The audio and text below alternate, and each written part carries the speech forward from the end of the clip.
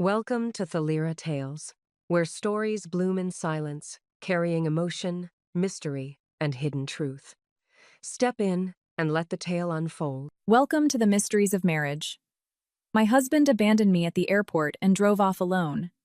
A week later, he asked his assistant, "Has my wife returned yet?" The assistant, panicking, replied, "She can't be reached." He instantly collapsed. Married for 3 years. Everyone said that I, a quiet wallflower, had won the lottery. My husband, Julian Vance, was a rising star in the corporate world, and I, Claire Sterling, was just an ordinary interior designer. I had carefully and cautiously built our marriage until that rainy night. At the airport, because of a single phone call from his first love, he left me and my suitcase at the departure curb and drove away without looking back. The cold rain soaked my clothes to the bone and woke me from a 3-year naive dream. During that week, I wiped away all my tears and made a decision no one expected. A week later, when Julian finally broke free from the whirlwind of his work and the tenderness of his first love, he asked the housekeeper in a hoarse voice, "Martha, why isn't Claire home yet?" In response, he heard only the panicked voice of the older woman, "Mr. Vance, your wife hasn't been reachable since that very evening." At that moment, Julian suddenly realized that the woman who had always quietly waited for him right where he left her had vanished. On the day I was abandoned at the airport, we were supposed to be celebrating our 3rd wedding anniversary. Half a month prior, I had booked flights and a luxury resort in Maui, wanting to surprise him.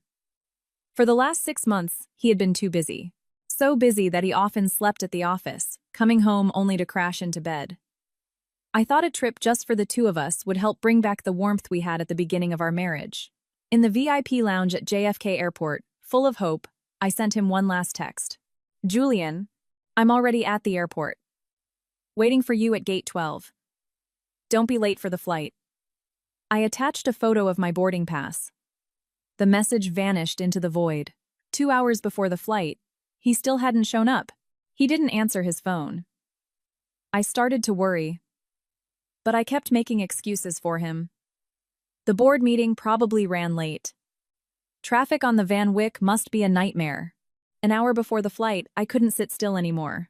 Grabbing my suitcase, I ran out to the departure curb and anxiously scanned the stream of cars.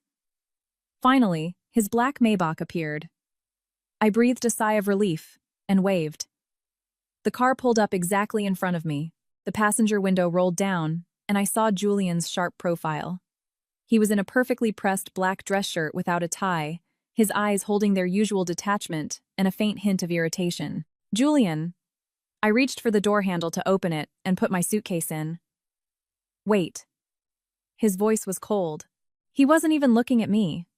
His gaze was glued to the phone screen on the center console. The phone rang insistently. He glanced at the caller ID, and his expression instantly changed. A softness and anxious care appeared, something I so rarely saw. It was Penelope. Penelope Sinclair.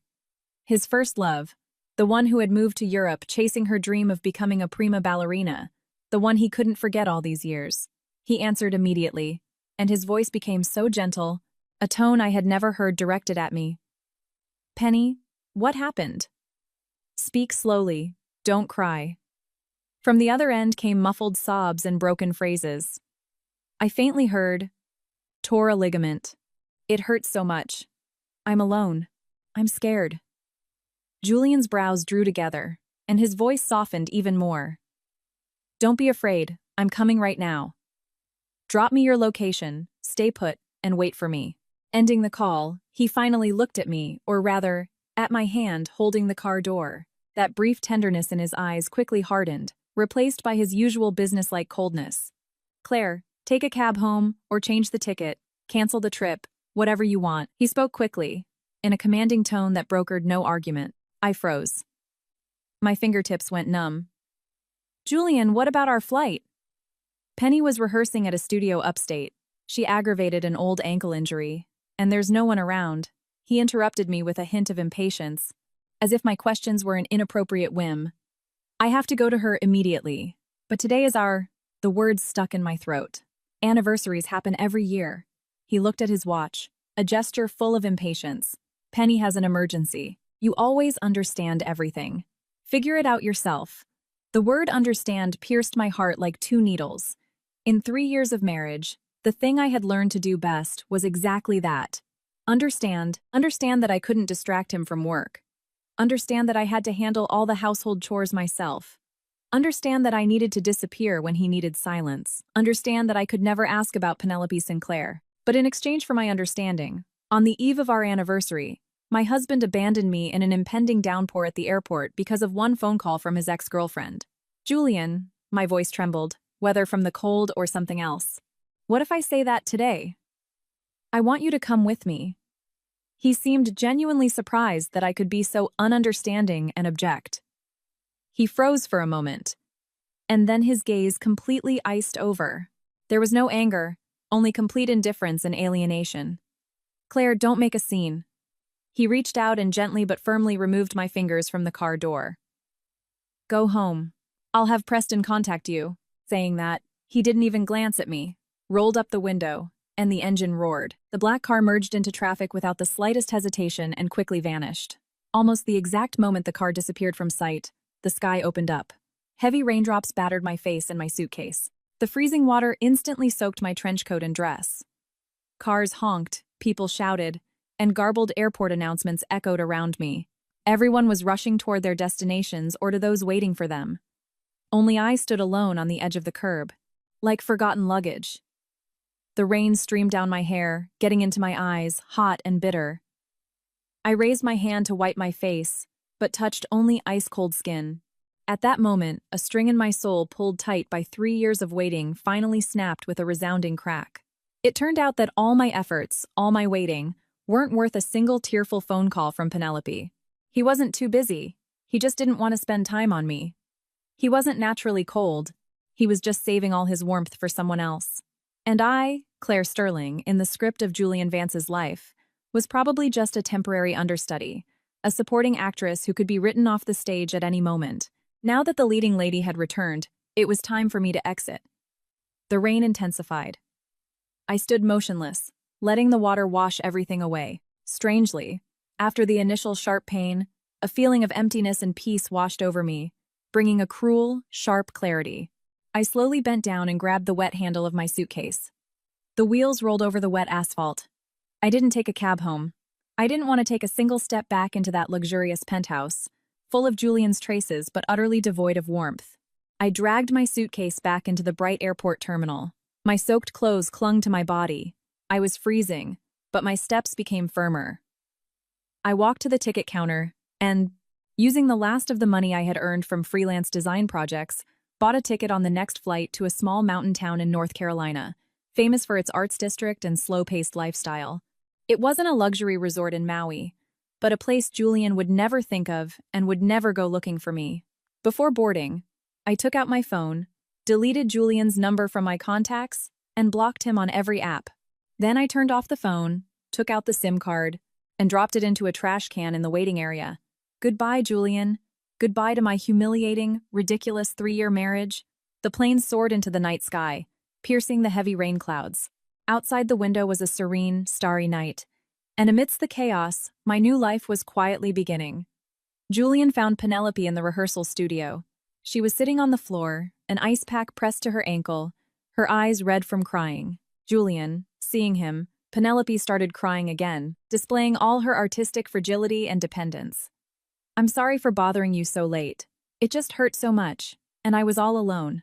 Don't be silly. Julian quickly walked over and crouched down to examine her ankle. His movements were practiced and natural. It seemed such scenes had happened often in their youth. He frowned. It's swelling badly. We need to get you to a doctor. Can you walk? Penelope bit her lip, shook her head, and reached out her arms. The meaning was clear. Julian picked her up without hesitation.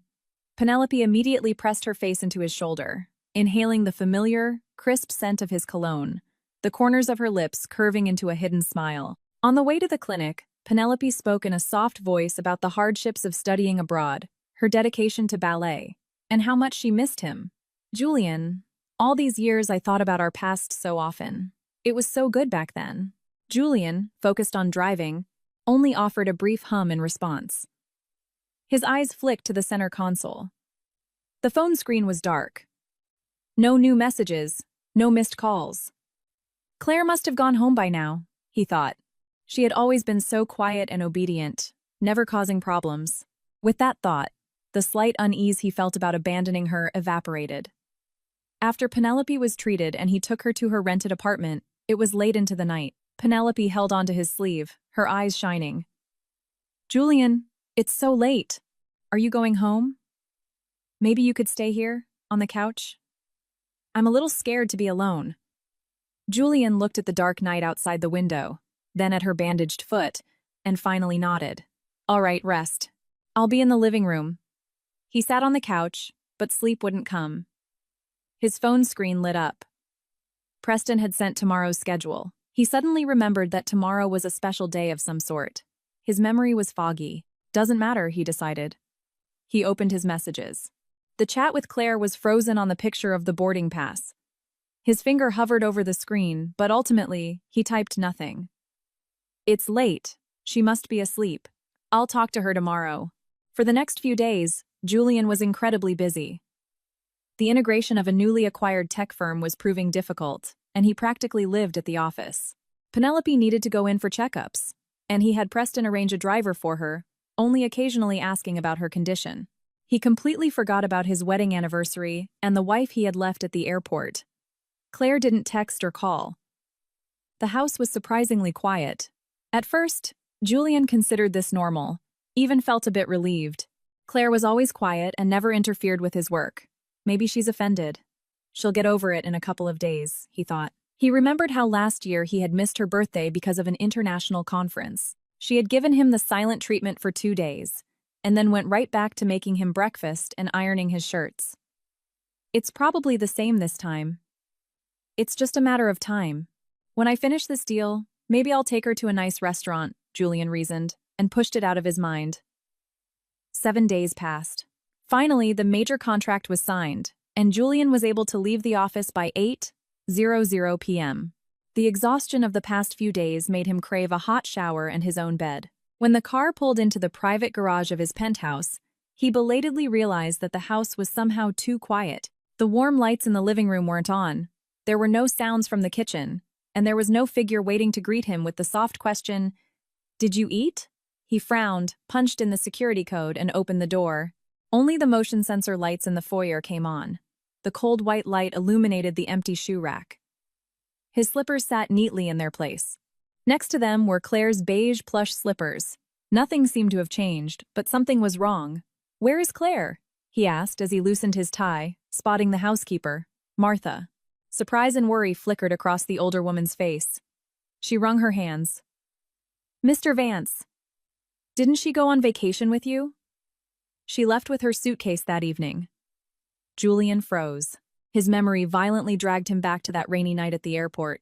Yes, they were supposed to fly out for vacation, and he had left her. So did she fly out alone, or not? A faint, almost unfamiliar feeling began to creep into his chest. He took out his phone, found Claire's number, and dialed. "The number you have dialed is currently unavailable or powered off," the mechanical voice stated. Julian frowned deeper. Powered off. Dead battery. He opened his messaging app, found her profile picture, a photo of a potted jasmine plant she had been tending to for a long time. The last time he had texted her was half a month ago, briefly stating he wouldn't be home for dinner. He typed, "Where are you?" The message was sent, but almost instantly, a red exclamation mark appeared with small text underneath. Message failed to deliver. You have been blocked by this user. Blocked. Julian stared at that line of text for several seconds. Claire had blocked him.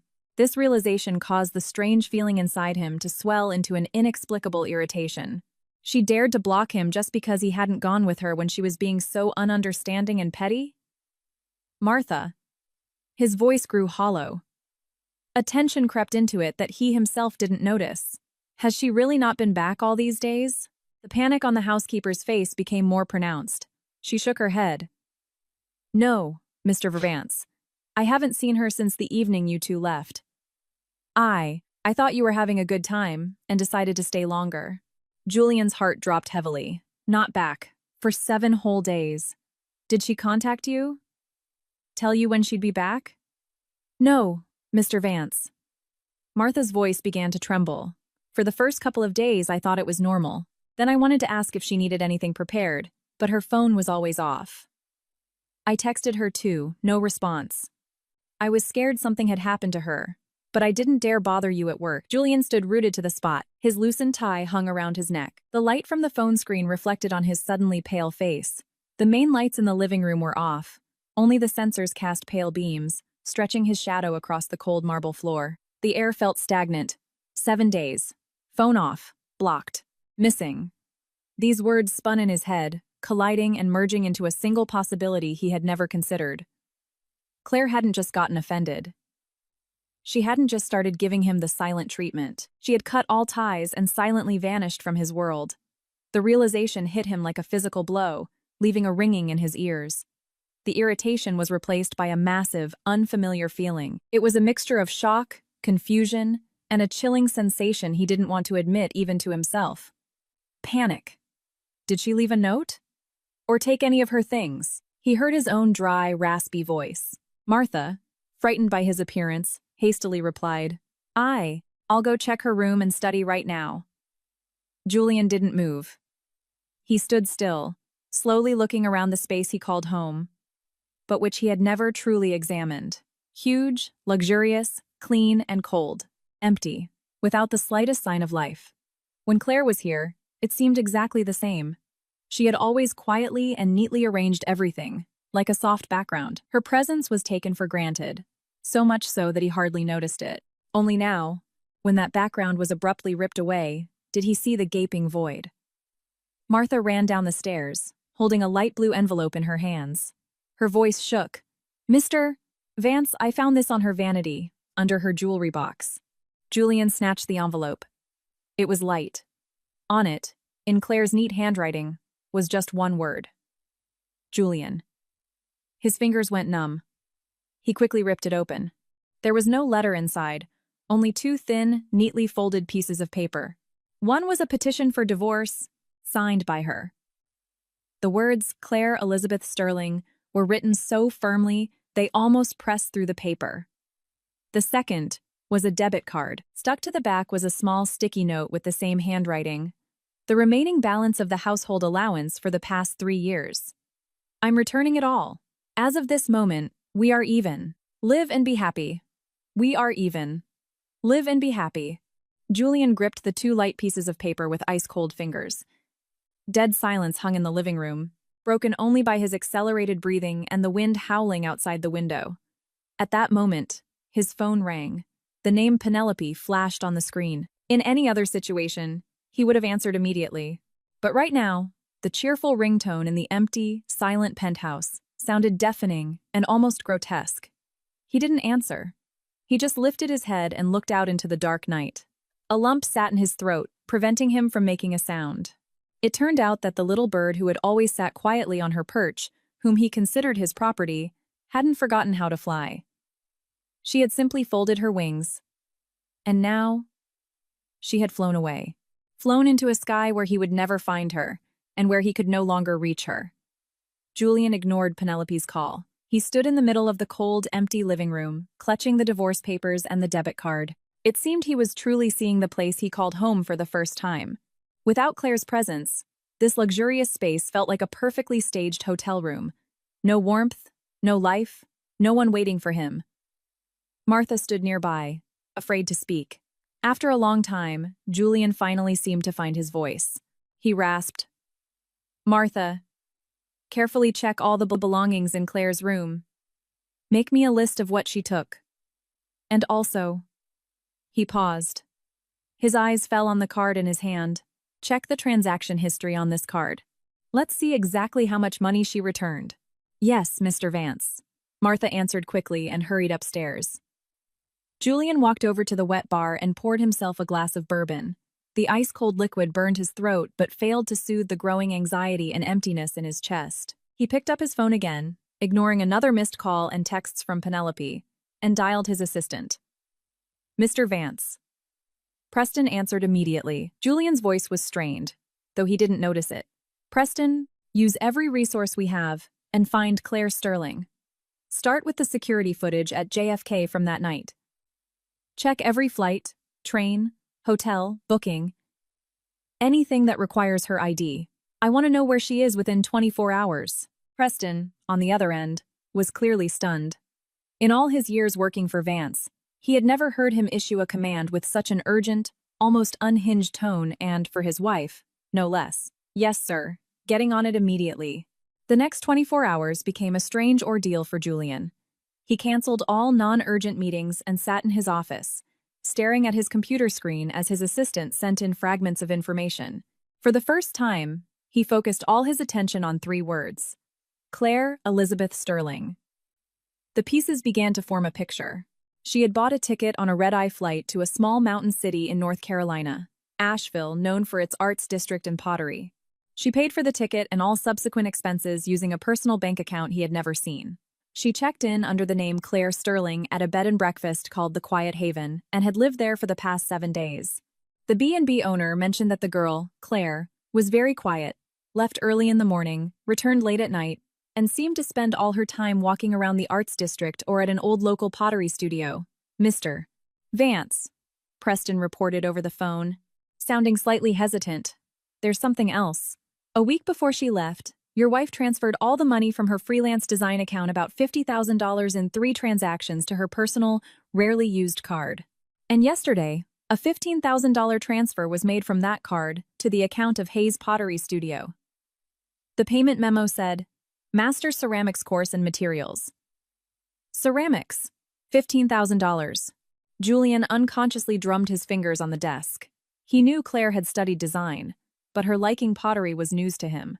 He vaguely recalled her mentioning a couple of times that she wanted to take a class, but he had either been too busy or replied dismissively, "If you like it, sign up," without giving it a second thought. So this wasn't an impulsive escape.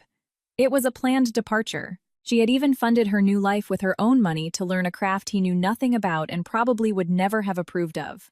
This realization caused him a dull ache, stronger than simply her leaving. He realized he didn't know the woman he had lived with for 3 years at all.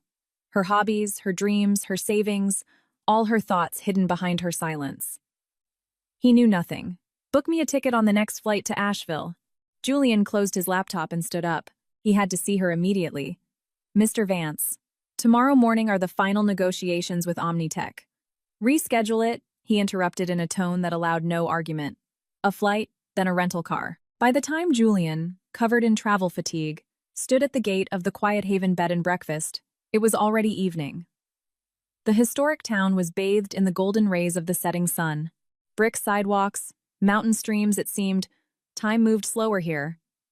Betty, the welcoming, middle-aged owner, paused when she saw Julian's tailored suit and intense demeanor. "Are you looking for someone, Han?" "I'm looking for Claire Sterling." "She's staying here."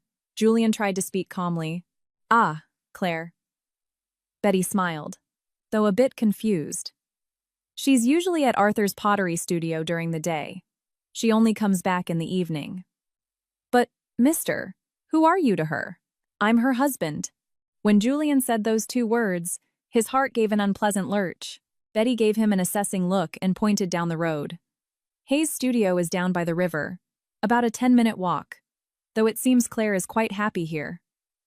"Thank you." Julian didn't wait to hear more and set off at a fast pace in the direction she pointed.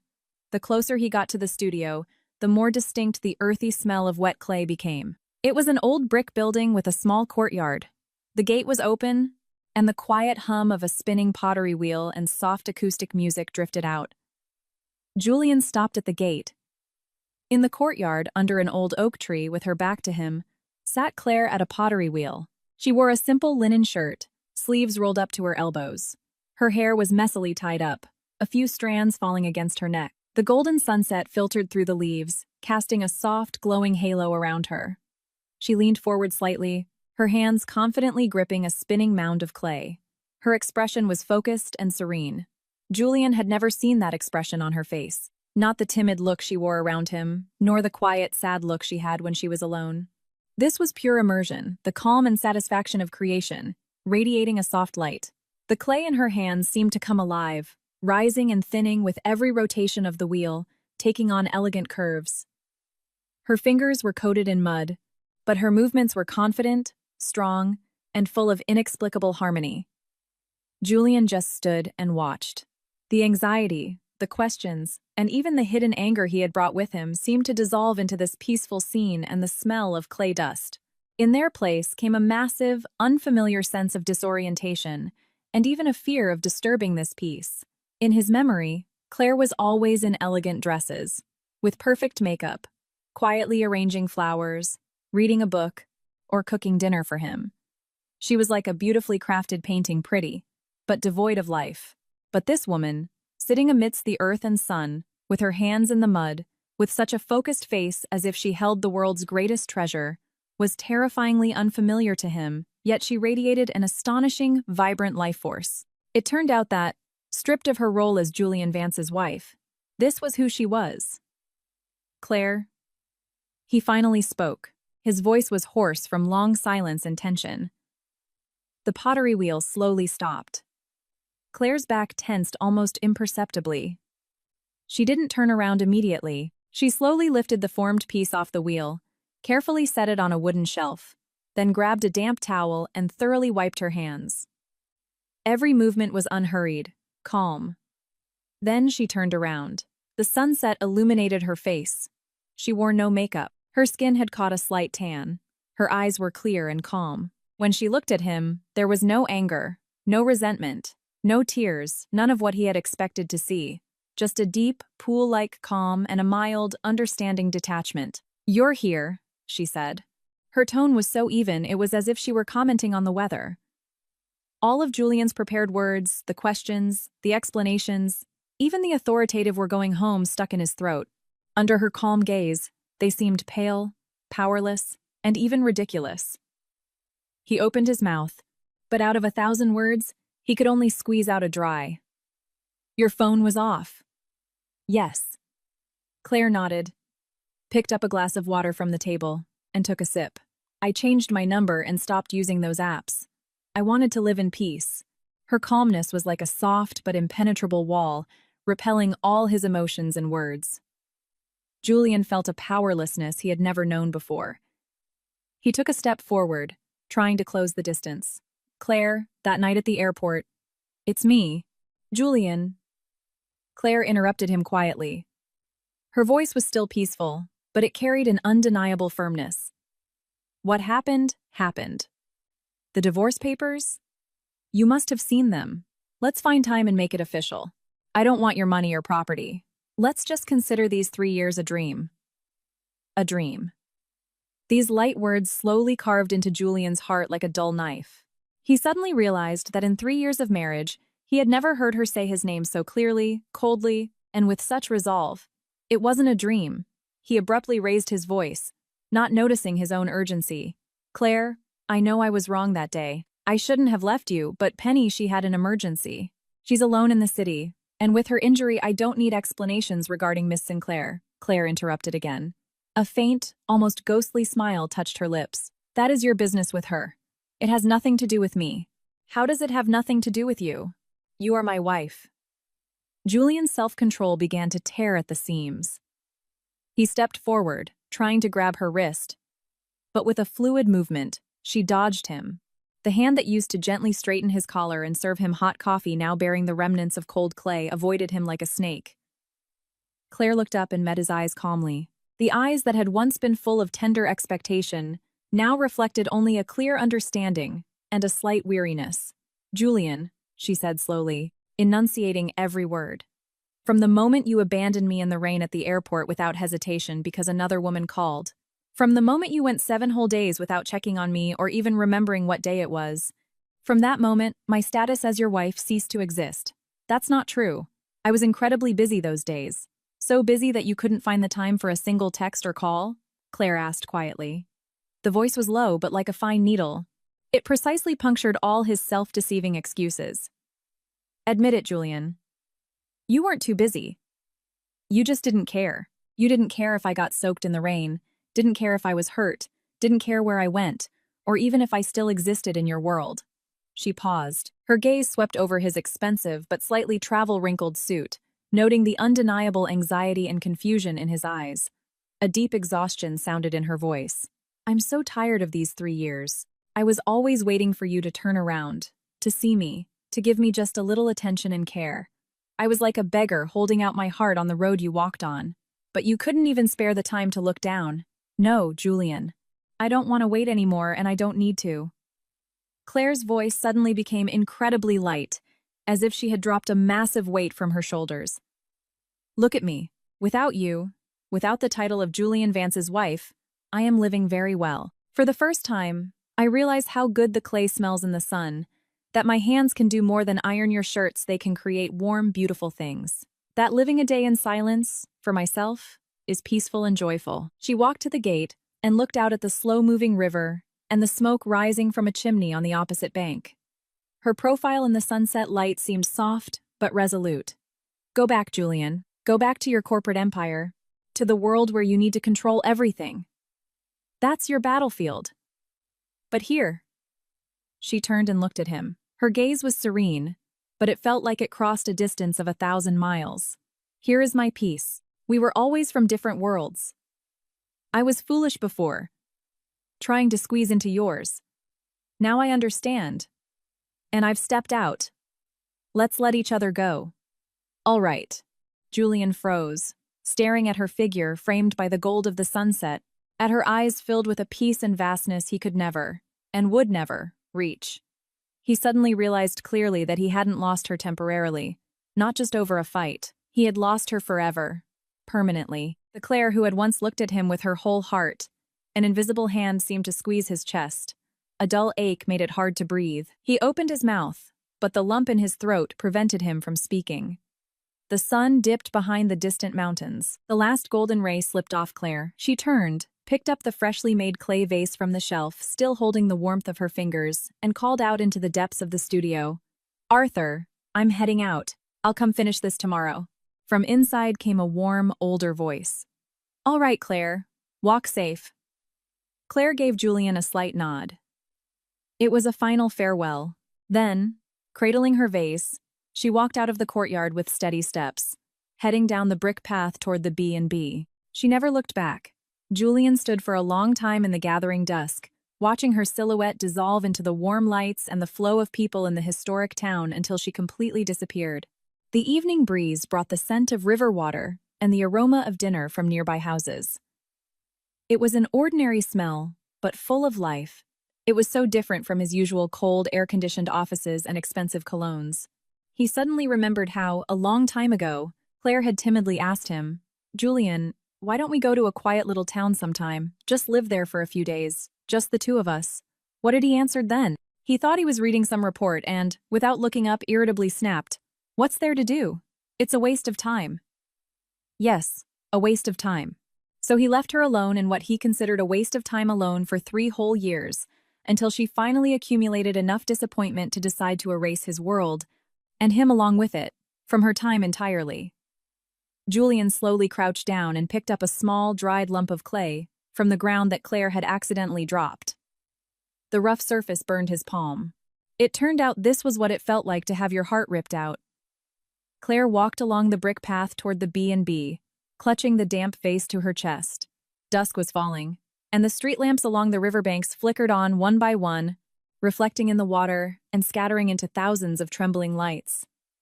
Her steps were confident, and her heartbeat had long since calmed.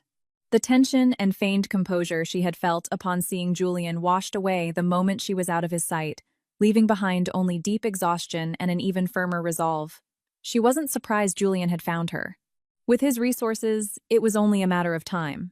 She just didn't expect it to happen so fast. It seemed the divorce papers and the return debit card had bruised his arrogant ego after all. Perhaps it wasn't about feelings, but about his property slipping out of his control. Returning to the quiet haven, she saw Betty tending to the garden. Seeing Claire, the older woman approached with concern. Claire, honey, was that man really your husband? Claire smiled, not denying it. He was. Soon, he won't be. Betty, an experienced woman, saw the calm in her eyes and the absence of bitterness, and understood. She didn't ask further questions, just patted her arm. The important thing is you're back. I've got some chamomile tea with honey brewing on the stove. calms the nerves. Let me pour you a cup. I saw you working all day, you hardly ate. A wave of warmth passed through Claire's heart. She nodded and sincerely thanked her. Thank you, Betty. This simple, natural kindness from strangers was something she had rarely felt in that cold, luxurious penthouse. Martha was kind, but their relationship was strictly professional. Here, the boundaries between people were blurred and warmed, like this hot tea that soothed her stomach and her soul. She sat on a wicker chair on the porch, taking small sips of the sweet, fragrant tea. The night sky was clear, with a few stars visible. The breeze carried the scent of fried potatoes from a neighbor's house and quiet laughter. This was life real, a bit rough around the edges, but full of warmth. Not the vacuum dome where she had to constantly be the elegant, quiet, proper wife of Julian Vance. After finishing the tea, she returned to her room. It was small but cozy, with a window looking out over the creek. She carefully placed the new vase on the wooden table by the window and examined it under the lamp. The shape wasn't perfect yet, but it was her first decent piece made entirely on her own. Arthur had said it had soul. Soul. Claire stroked the rough surface of the vase and remembered Julian appearing at the gate earlier. Her initial shock, followed immediately by relief.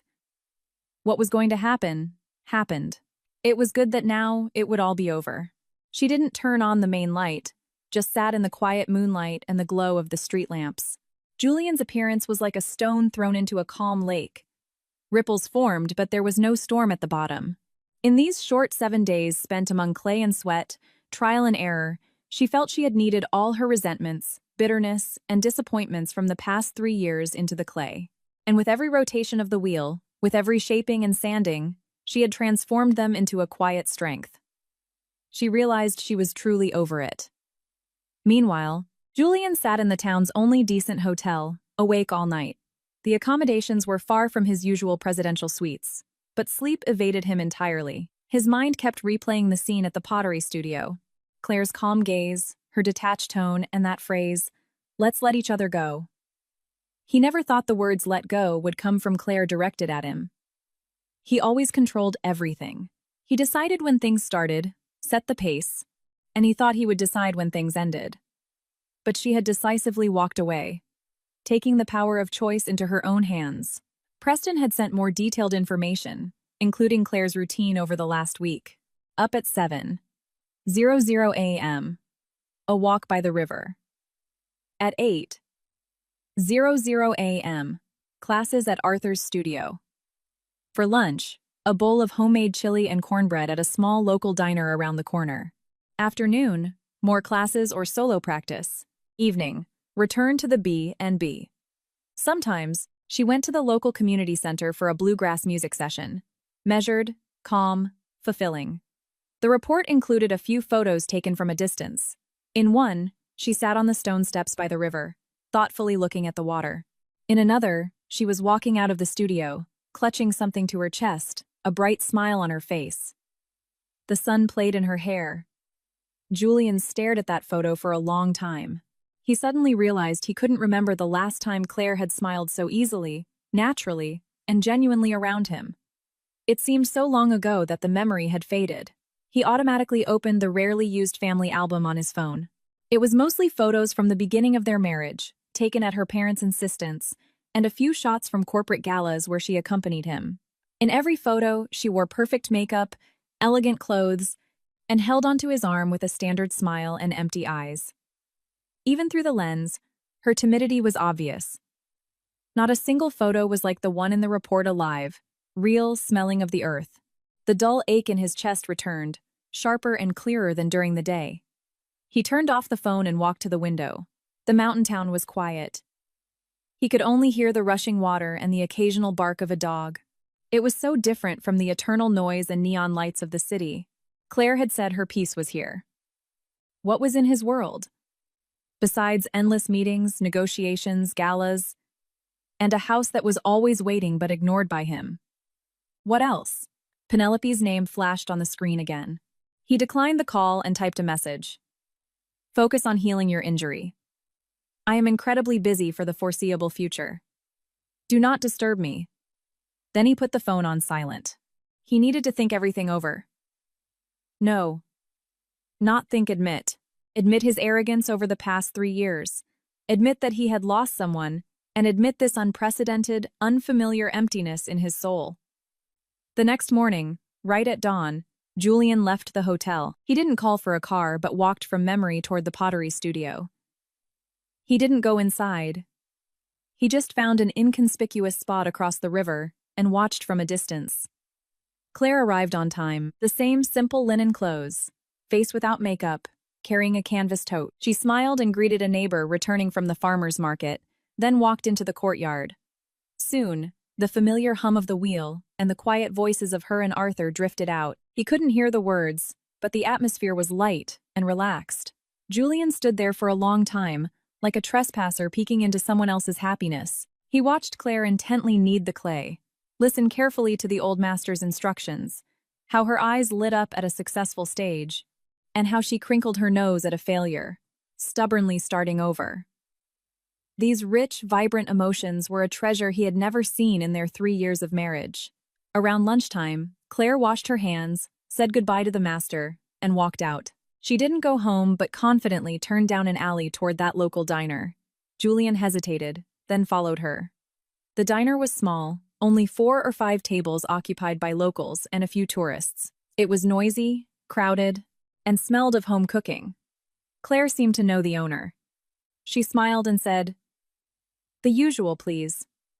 She sat at a corner table, poured herself some sweet tea, and waited calmly. Julian stood by the entrance, watching her sit there so effortlessly, fitting perfectly into this bustling environment. She was no longer Julian Vance's wife, who needed to dine at Michelin-starred restaurants and mind her etiquette. She was just an ordinary person who was hungry and came in for a bowl of chili.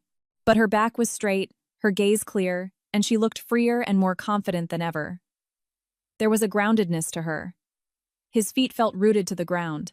He suddenly lacked the courage to walk in and disrupt this peaceful, life-filled sanctuary of hers. The owner brought her a large, steaming bowl of chili with a slice of cornbread, saying something with a smile. Claire smiled back, nodded, picked up her spoon, and ate with obvious enjoyment. Julian suddenly realized that in 3 years of marriage, he had never once asked her what her favorite food was. The meals at home were always prepared according to his tastes and his nutritionist's recommendations. She had never seemed picky and never asked for anything. Now he knew.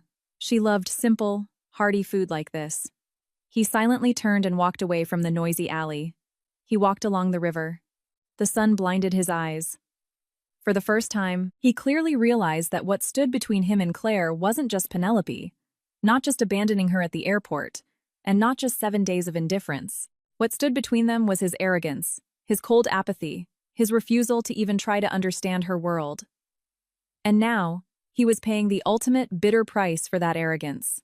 Claire knew Julian hadn't left. Men like him, once they made a decision, didn't retreat. Their conversation at the studio wasn't a final period. It was his first failed attempt. He needed time to reassess the situation and develop a new strategy. She knew him too well. Julian Vance, accustomed to winning in business, wouldn't allow anything or anyone to slip out of his control, including his marriage, or rather, his property. But this time, she was no longer the property waiting for his decision. She stopped caring whether he was in town or where he was staying. She poured all her time and energy into learning ceramics. Throwing on the wheel was the foundation and the hardest part.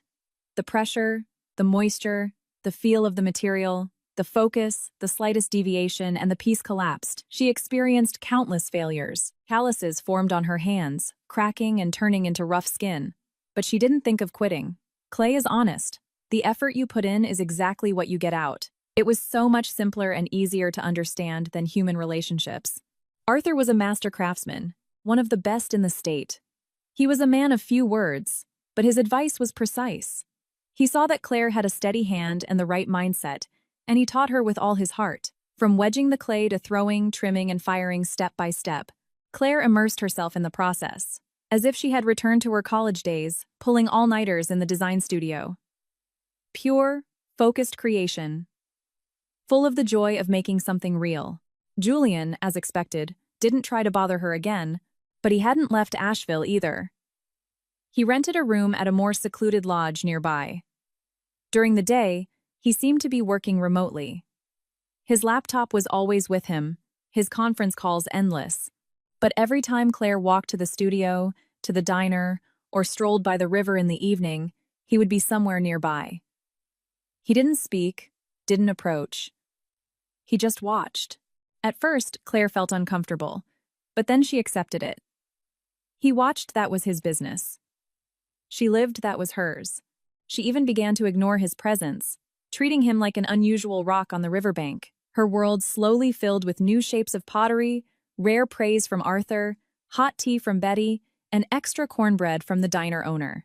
It became concrete and warm. A week passed this way, until an uninvited guest shattered the fragile balance.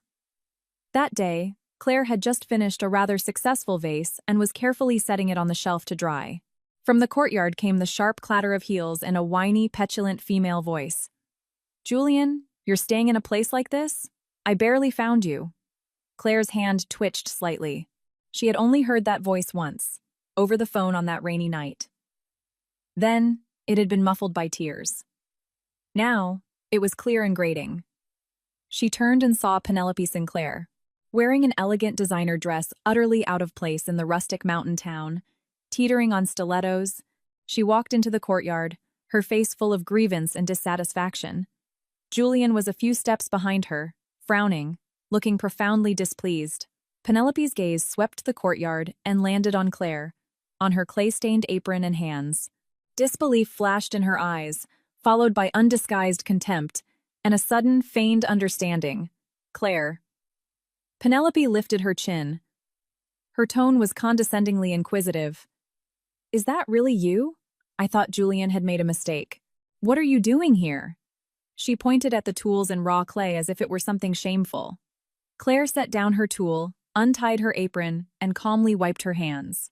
She looked at Penelope, and then at Julian standing behind her, her expression unreadable. "So, the leading lady has personally arrived on the battlefield. Miss Sinclair, did you need something?" Claire's tone was flat, devoid of emotion. Penelope seemed taken aback by her calmness. Then she stepped forward, trying to make her voice sound sincere and guilty. "Claire, I came specifically to see you. About that night at the airport. I am so sorry. My old injury flared up. It hurt terribly, and I've been alone for so long. I got scared and couldn't help but call Julian. I never imagined it would cause such a huge misunderstanding between you two, or that you'd run away from home because of me. I came to personally apologize and beg you to forgive me, to come back to Julian and live like before. After all, you are husband and wife. What a heartfelt, noble speech." She painted herself in the best light, blaming everything on a misunderstanding and Claire's childish running away. Claire listened calmly, even nodding when she finished. Then she turned to the silent Julian and asked, "Mr. Vance, was it your idea to bring Miss Sinclair here to convince me to come back and live like before?" Julian's frown deepened. He looked at Penelope with obvious disapproval and intense irritation. "Penny, enough. This is none of your business. Go back to New York. Julian, I just don't want you to have problems because of me." Penelope's eyes reddened. Tears pooled in her voice. "Claire, you can scold me, blame me, whatever you want, but Julian has been so worried about you. He hasn't eaten, hasn't slept. He dropped his work just to find you. Please, for the sake of your 3 years together, stop throwing a tantrum." "I apologize. I'll leave. I will never bother you again." And the tears actually began to roll down her cheeks. In the past, seeing a scene like this, Penelope crying, Julian remaining silent, which Claire would interpret as agreement, Claire would have felt her heart clench with humiliation. She would have silently retreated to swallow her pain alone. But now, watching this performance, where one played the good cop and the other the bad cop, she felt only the absurdity of the situation. She almost wanted to laugh. She waited for Penelope to cry a little more before she spoke slowly. Her voice remained steady. "Miss Sinclair, I accept your apology, but there are a few things I think you need to understand." She took a step forward. Her clear gaze locked onto Penelope. "First, I didn't run away from home. I walked away from an unhappy marriage to start a new life. I don't need anyone's permission for that, and it's not a tantrum. Second," her gaze drifted to Julian with a hint of irony, "the fact that Mr. Vance isn't eating, isn't sleeping, and dropped his work. That's his business. It was his choice to come here. Those are his emotions and problems to deal with. Adults are responsible for their own actions. I am not obligated to manage his emotional state, and I certainly won't change my decision because of it. Penelope's sobs stopped. She stared at Claire in disbelief, unprepared for this reaction. Claire continued, her voice not loud, but perfectly clear. And third, most importantly, Miss Sinclair. The problem between Julian and me was never you, or anyone else. The problem was that he didn't care about me. And during the years when I did care, he never learned to value it. The disappointment built up drop by drop. My heart grew cold day by day. That night at the airport was just the final straw. If it hadn't been your phone call, it would have been something else that made me realize the truth and leave. So please, don't give yourself so much credit. And you really didn't need to come all the way down here to put on this show. Your apologies mean nothing to me. They're unnecessary. These words, spoken without haste, were like a sharp scalpel cutting through all the fake kindness and manipulation, exposing the absolute core of the issue. Penelope's face flushed, then paled. She didn't know what to say and looked pleadingly at Julian. Julian's face was darker than a thundercloud, not because of Claire's harshness toward Penelope, but because of the cold detachment with which she spoke about him, as if she were excising him from her life. He didn't care. The problem was him. Realize the truth and leave. Every word whipped him, destroying his assumptions, his confusion, and even his timid hopes. Claire, he started hoarsely. Don't, Penny. Leave right now. Go back to the city. I'll handle this. Julian. Penelope didn't want to leave and stomped her foot. Get out! Julian shouted with a cold fury Penelope had never seen directed at her. She flinched, not daring to argue further. She shot Claire a look full of venom, turned on her heel, and practically ran out of the courtyard on her stilettos. The courtyard fell silent again. Julian looked at Claire. She stood tall, her gaze clear. There was no victor's triumph on her face, nor anger, only a deep, pool-like calm. And that calm terrified and drained him more than any screaming or crying ever could. I'm sorry. He swallowed hard and forced the words out. It wasn't an apology for Penelope showing up. It was for everything. For himself. Claire let out a quiet sigh. In that sigh was final liberation, and even a touch of pity. Julian, I don't need your apologies anymore either. She walked to the sink, turned on the tap, and began slowly washing the clay from her hands. The sound of running water made her words stand out sharply. It ended between us the moment you drove away from the airport. You don't owe me anything. I'm not mad at you. I just don't want to live that life anymore. And I don't want a husband whose heart belongs to someone else. She turned off the tap, dried her hands, turned around, and looked at him calmly, like an old acquaintance who had become a stranger. Go back. Don't waste your time here. You have your world, your responsibilities. You're Penelope.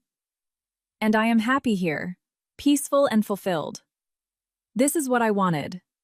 Sign the papers. Let's end this with dignity. All right. Julian looked at her, at the unbending resolve and firmness in her eyes. The sun shone at her back, creating a soft golden halo around her.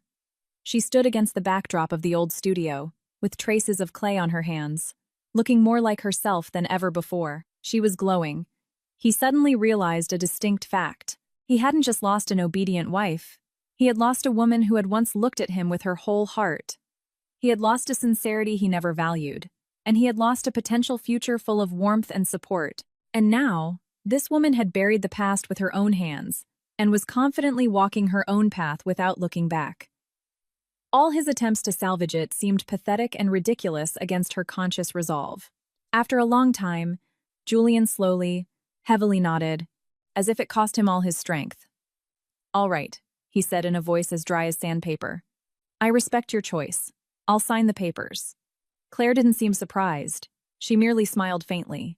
In that smile was true relief. Thank you, she said. Then she put her apron back on, sat down at the wheel, grabbed a new lump of clay, and immersed herself in her world, never glancing at him again. Julian stood for another moment, looking at her focused profile blending with the spinning clay, and then silently, step by step, walked out of the courtyard full of the smell of earth and sun. He knew that this time, he truly had to leave her life and her heart. The day Julian left Asheville, the sky was overcast. Low gray clouds hung over the mountains. The air was thick and humid, promising rain. He didn't tell Claire he was leaving, and he didn't go to the studio. He simply had Preston deliver the signed and notarized divorce papers to the B&B, along with property deeds for the penthouse and several real estate assets he thought might interest her. He knew she wouldn't accept them, but he prepared them anyway. Betty handed Claire the envelope with a complicated expression. She wanted to say something, but only sighed. "Claire, sweetie, that Julian guy left this morning. Sat outside our porch for a long time before he went." Claire took the lightweight folder, thanked her expression unchanging. Returning to her room, she opened it. First, she took out the divorce petition. On the line for the husband's signature, it read Julian Vance. The handwriting was still firm, but the final stroke seemed a bit unsteady. She turned the page, confirmed everything was in order, took a pen, and confidently signed her name next to his, Claire Elizabeth Sterling. A 3-year marriage that started casually had ended with 2 signatures on paper, clean and final. She didn't even read the property deeds. She put them back in the folder and handed them to Betty. "Betty, could you please send these back to this return address? Cash on delivery." Having dealt with the final piece of business, Claire felt the last thin thread tying her to the past snap. She took a deep breath. The air smelled of rain and clay. She wasn't sad. On the contrary, she felt light. As if she had been reborn. She kept one copy of the decree, mailed the other to Julian's lawyers, then changed into her work clothes and headed back to the studio. Life went on. Her lessons, her new pieces, that was where she needed to direct all her energy now. Life flowed like the river in the historic town, calmly and steadily. Claire fully immersed herself in the world of ceramics. Under Arthur's guidance, her skill grew visibly.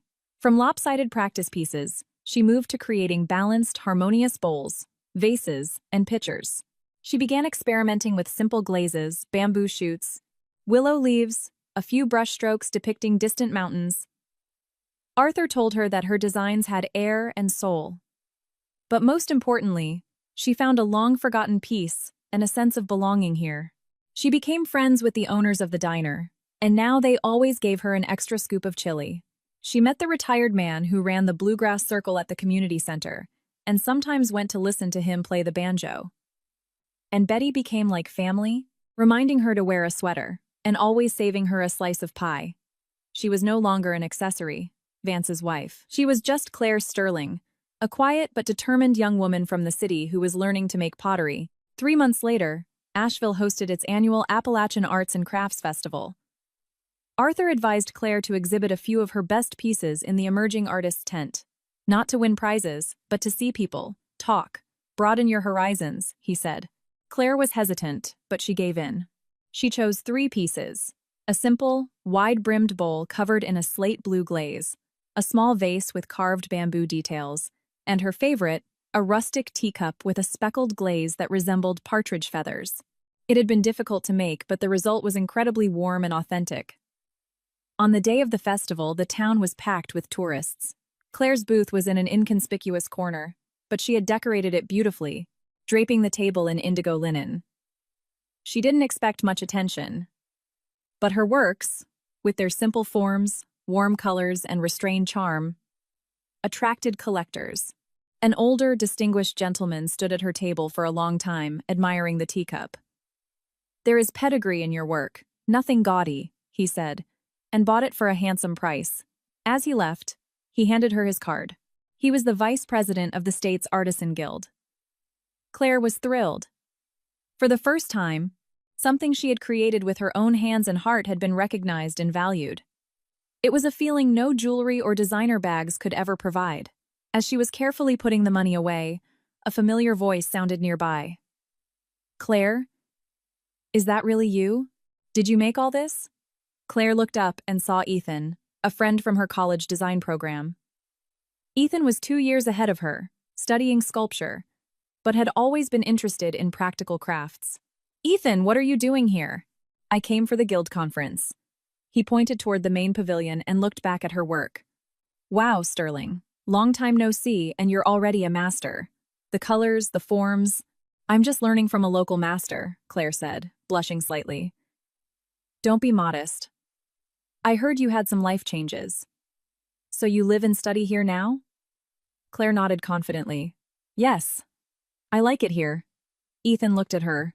In her simple linen clothes, her hair held up by a wooden pin, with traces of clay on her hands, her eyes shone, and her smile was bright and genuine. She radiated peace and confidence.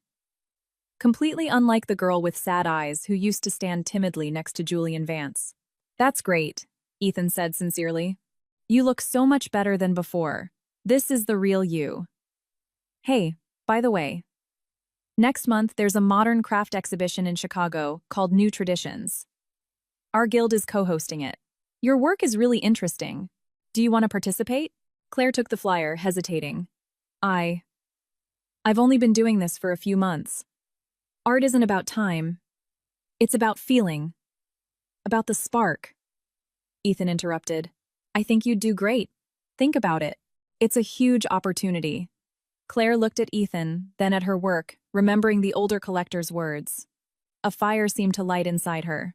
For the past 3 years, she had lived in isolation. She had almost forgotten that she once had dreams of being a recognized designer. All right. She lifted her head, her gaze steady, a bright smile on her lips. Thank you, Ethan, for the opportunity. I'll try. The festival ended. All 3 of Claire's pieces sold, and she even received 2 small commissions. It was the first real money she had earned from her own craft. That evening, she hosted a dinner for Arthur, Betty, and the diner owners. Everyone laughed. It was loud and warm. Arthur, having had a little bourbon, said, Claire, you have talent and grit. Stay on this path, you'll go far. And Betty, with tears in her eyes, added, I'm so happy for you, girl. A woman needs to stand on her own 2 feet. When you have a trade in your hands, your soul is at peace. Claire raised her glass of sweet tea and thanked everyone who had given her warmth and support. She knew her new life had truly begun, and it was far better than anything she could have imagined. Thousands of miles away, in his New York office, Julian Vance stood by the floor-to-ceiling windows, looking at the city below. The divorce was finalized. He hadn't tried to contact Claire again, only occasionally getting updates from Preston that she had participated in a festival, that her work was selling well, that she had made new friends. With every piece of news, the emptiness in his soul grew larger. The woman who had once been so close to him was now living a vibrant, fulfilling life in a world he had no access to. He closed multi-million-dollar deals, but the success only brought a deeper void. He stood at the summit, but there was no one around to share the joy with. No one to come home to. Penelope had tried to restart their relationship several times, but looking at her carefully curated image, he felt only exhaustion and distaste. He had thought it was an unfinished youthful love, a dream.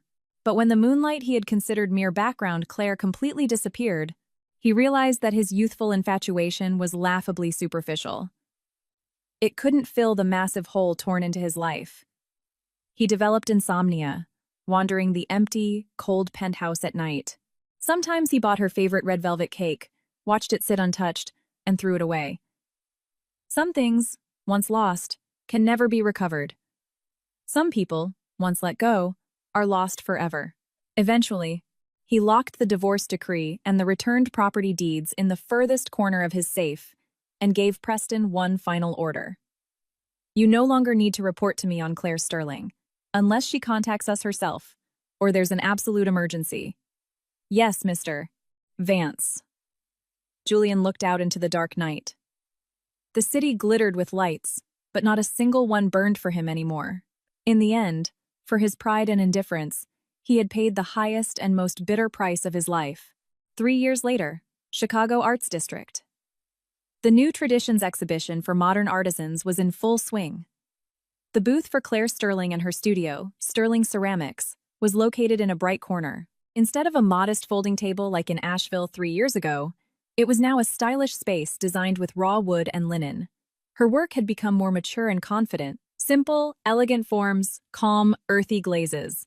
Special attention was drawn to a tea set titled Seasons in the Woods, which captured the mood of each time of year perfectly. Claire, wearing a long navy tunic and loose trousers, her hair secured with a wooden pin, was quietly explaining the firing process of a specific bowl to a visitor. Her voice was calm, her gaze focused, and every movement exuded the confidence earned over time. Claire, there is so much peace in your work, the visitor, an elegant, middle-aged woman, said admiringly. "Thank you. I just believe that an object should serve a person and bring them harmony," Claire smiled. After seeing the guest off, she turned to pour herself some water. Her eyes accidentally met the gaze of a man who had just walked into the hall. For a second, time froze. Julian. In a perfectly tailored charcoal suit, still as sharp as ever. But the cold edge in his eyes was gone, replaced by a restrained, almost weary depth. He seemed to have just arrived and, while listening to his assistant, casually scanned the room. His eyes found her perfectly. Across the crowd, across 3 years of time, their eyes met. Claire clearly saw Julian's pupils dilate for a fraction of a second. Shock, confusion, and a complex mix of emotions flashed across his face, but quickly settled into a deep, quiet expression. He didn't look away, but he didn't approach either. He just stood and watched, as if verifying if she were real, reassessing her from a distance. Claire's heart fluttered for a second, like the surface of a pond touched by a breeze, but the ripple faded. She didn't avoid his gaze, but she didn't show surprise either. She simply gave a slight, polite, and detached nod like acknowledging an old, distant acquaintance, and then naturally looked away to greet another visitor. Her profile was soft, a professional smile on her lips. She was completely absorbed in her conversation. Julian stood rooted to the spot. Preston was saying something about the exhibition layout, but Julian didn't hear a word. All his attention was locked onto that figure in the navy tunic, bathed in soft light. He had imagined their meeting thousands of times, but he never thought it would happen here, in an environment that suited her so perfectly. She had changed, and not just outwardly. She radiated the confidence of someone who had found her place. She was no longer an accessory to anyone. She was the master of her own world. Preston, noticing his gaze, said quietly, "Mr. Vance, that's Claire Sterling, founder of Sterling Ceramics, one of the most sought-after young artists at this exhibition. Her pieces are highly valued by collectors right now. Should we go over?" Julian swallowed hard and replied barely above a whisper, "Yes." He didn't approach immediately. First, he walked past several other booths, pretending to look at the art, but slowly making his way to her corner. Claire felt his approach but remained unbothered. Over 3 years, the storm had settled into a calm sea. Now she had her passion, her own studio, loyal friends. Ethan had become her business partner. Julian was a turned page. Finally, when Claire had a free moment, Julian stepped up to her booth. "Long time no see," he began. His voice was lower and raspier than she remembered. "It has been a long time." "Hello, Mr. Vance," Claire smiled. Flawlessly polite, like speaking to a client. "Unexpected to see you here. Are you visiting the exhibition?" The address, Mr. Vance, clearly drew the boundary. Julian felt a sharp prick in his chest. He nodded. His eyes fell on her work. "Yes. Friends recommended it. Did you make all of this?" "A few of my humble attempts," she gestured toward the season's tea set. "This is a recent experiment." Julian looked closely. He didn't know much about ceramics, but he had taste. He could see these pieces were special, simple, but strong, exactly like she was now. "They're beautiful," he said sincerely, shifting his gaze from the pottery to her face. "And they suit you perfectly." "Thank you." She accepted the compliment calmly. After the brief exchange of pleasantries, the conversation seemed to dry up. Former spouses, separated by 3 years and entirely different lives, had nothing left to talk about. Julian paused, then suddenly asked, "Is this tea set for sale?" Claire was slightly surprised, but answered professionally, "The display pieces aren't for sale. You can place a commission through our website after the exhibition, but right now, there's a 6-month wait list." 6 months? Julian repeated quietly. He looked up, meeting her eyes with a serious expression. "I can wait. I really like this set. I'd like to commission one."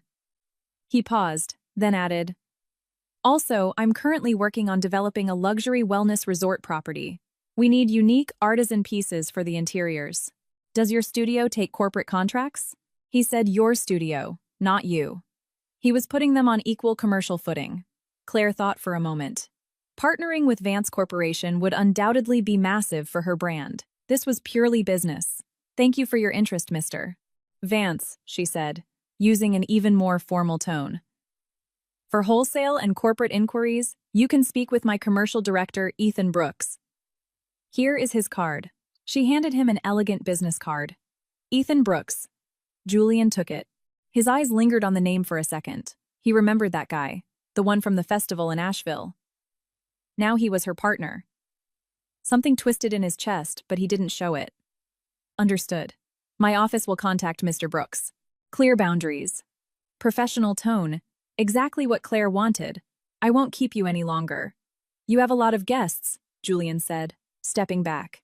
I wish you a successful exhibition, Claire. Thank you. Take care, Mr. Vance. Julian took one last, long look at her, as if trying to permanently burn her new image into his memory. Independent, confident, glowing. Then he turned and walked toward the exit. Don't pity me. My heart doesn't need your mercy. I can still stand on my own.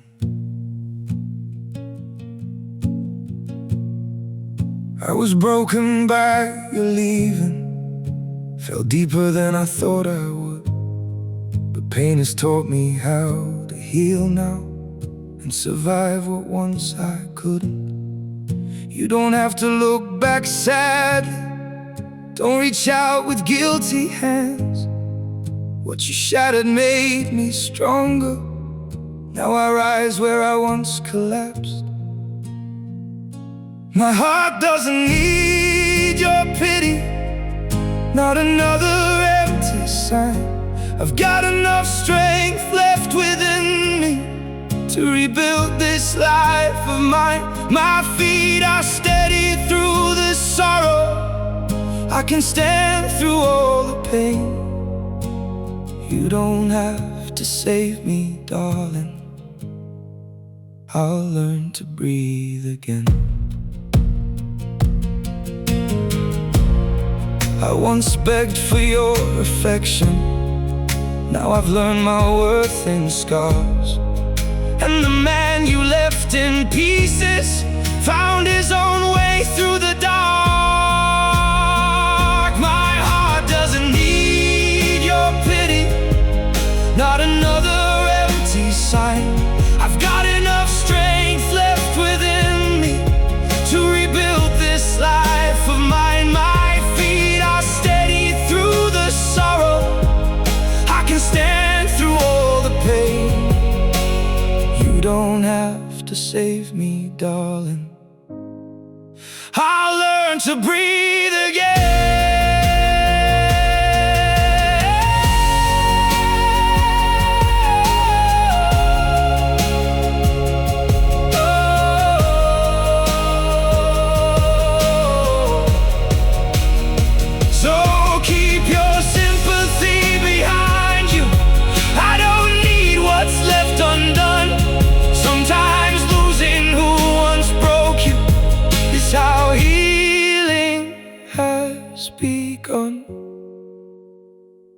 My heart doesn't need your pity, not another empty sign. I've got enough strength left within me to rebuild this life of mine. My feet are steady through the sorrow.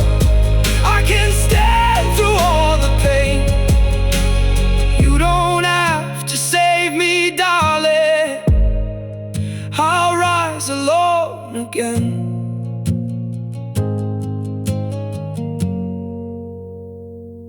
I'll rise alone again.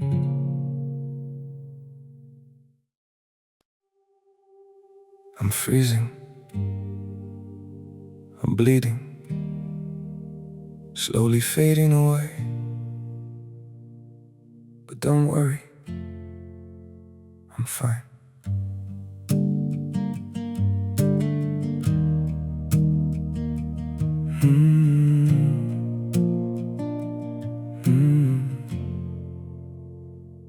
The cold has settled in my heartbeat, like winter living in my veins. Every breath feels numb and fragile. Every smile just hides the pain. I'm breaking quietly in silence, falling slow without a sound. Yet I keep saying I'm okay, while my world burns to the ground. I'm frozen here, I'm bleeding slowly, dying piece by piece inside. But I still whisper, it's alright, just to keep you from goodbye. I'm shattered, love, but don't you worry, I'll pretend till my last breath. Even while my soul is fading, I'll say everything's okay. Maybe pain just learned to live here. Maybe sorrow feels like home. So I wear my wounds like armor and survive them all alone. I'm frozen here, I'm bleeding slowly, dying piece by piece inside. But I still whisper, it's alright, just to keep you from goodbye. I'm shattered, love, but don't you worry, I'll pretend till my last breath. Even while my soul is fading, I'll say everything's okay. If you ever see me smiling, no, it's just my last defense. 'Cause sometimes love means hiding how much you're suffering. No, I'm frozen here, I'm bleeding slowly, dying piece by piece inside. But I still whisper, it's alright, just to keep you from goodbye. I'm shattered, love, but don't you worry, I'll pretend till my last breath. Even while my soul is fading, I'll say everything's okay. It's okay.